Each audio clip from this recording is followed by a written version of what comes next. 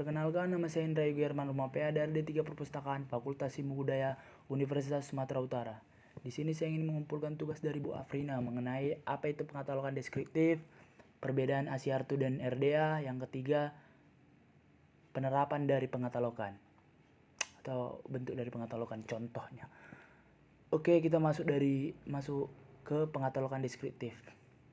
Sebelum itu kita harus mengetahui apa itu pengatalogan deskriptif, yaitu merupakan kegiatan mengidentifikasi dari ciri-ciri fisik suatu materi pustaka seperti pengarang, judul, tempat terbit, dan penerbit,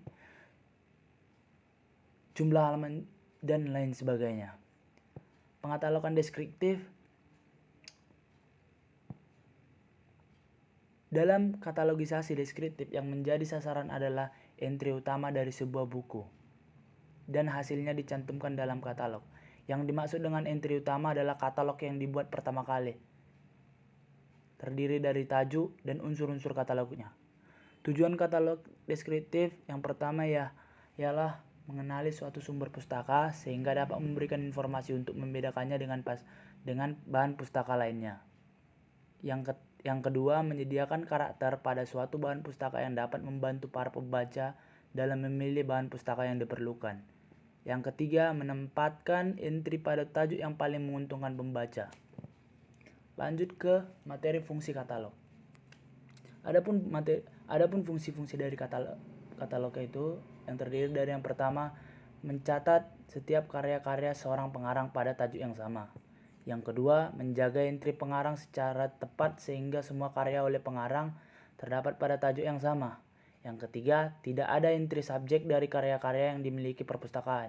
Keempat, mencatat entry subjek dari karya-karya yang dimiliki perpustakaan. Yang kelima, membuat penunjuk dari entry yang tidak digunakan untuk entry yang dimanfaatkan perpustakaan. Yang keenam, memberikan petunjuk di mana disusun dalam rak. Lanjut ke materi perbedaan pedoman Asiartu dan RDA. Perbedaannya terletak dari bentuknya. Kalau Asiartu merupakan pedoman pengatalogan dunia perpustakaan yang dirumuskan pada tahun 1967. Pedoman katalog ini disesuaikan dengan berbagai amandemen dengan tujuan penyempurnaan katalog. Asiartu secara singkatnya adalah pedoman pengatalogan di zaman dulu. Dan sekarang pedoman pengatalogan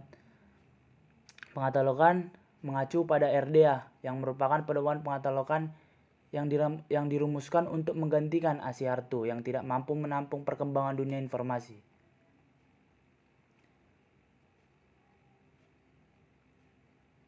RDA tidak lagi hadir dalam versi cetak seperti Asiartu, tetapi dalam versi web Basic Tool dengan pedoman pengatalogan baru. RDA terdapat beberapa perbedaan dengan Asiartu. Yang pertama dari strukturnya. Itu memiliki perbedaan. Asiartu yang mengkhususkan jenis bahan pustaka seperti buku, pamflet, mikrofon, terbitan berseri, kartografi, manuskrip, musik, rekaman video, rekaman audio, sedangkan RDA tidak mengkhususkan objek yang mendeskripsikan. RDA hanya pada objek yang digambarkan. Untuk pendeskripsian menggunakan FRBR sebagai konseptual dari RDA. RDA dapat digunakan pada semua jenis bahan pustaka, baik digital maupun manual atau tradisional. Kemudian memiliki perbedaan dari segi level of description. Itu Asiartu memiliki 8 daerah publikasi yang selama ini dipakai dalam pedoman pendeskripsian bahan pustaka. RDA tidak memiliki hal tersebut. RDA memiliki core elemen terdiri dari 12 elemen yang fleksibel. Lanjut ke perbedaan singkatan Asiartu dengan RDA.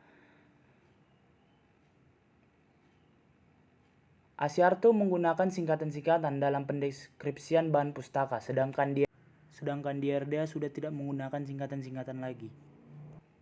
Lanjut ke langkah membuat kartu katalog.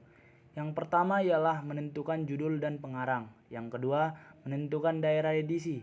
Yang ketiga, menentukan daerah penerbitan. Yang keempat, menentukan daerah kolasi. Yang kelima, menentukan daerah seri.